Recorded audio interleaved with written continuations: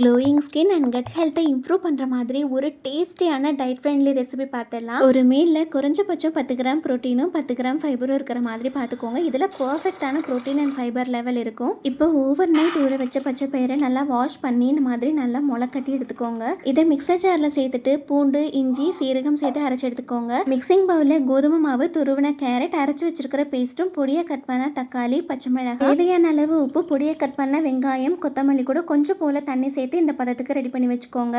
Salad செய்யறதுக்கு முளைக்கட்டின பயிறு, பொடியை கட் பண்ண வெள்ளரிக்காய், வெங்காயம், இது கூட 3 டேபிள் ஸ்பூன் தயிரும், கொஞ்சம் போல லெமனும் உப்பு சேர்த்து நல்லா மிக்ஸ் பண்ணிக்கோங்க. இந்த சாலட்ல ரிச்சான ஃபைபர் கண்டென்ட் இருக்குங்க. இப்போ தோசைக்கறியில் கொஞ்சம் போல நெய் சேர்த்துக்கலாம். இது குட் ஃபேட் தான், ஸோ கொஞ்சமாக எடுத்துக்கலாங்க. இதில் நம்ம ரெடி பண்ணி வச்சுக்கிற அடமாவை கொஞ்சமாக சேர்த்து இந்த மாதிரி நல்லா ஸ்ப்ரெட் பண்ணி விட்டுக்கோங்க. 2 சைடும் மீடியம் ஃப்ளேமில் வச்சுட்டு சுட்டு எடுத்திங்கன்னா வெளியில் நல்லா கிறிஸ்பியாக, உள்ளுக்குள்ளே சாஃப்டாக செம்ம டேஸ்ட்டில் ரெடி ஆகிடும்.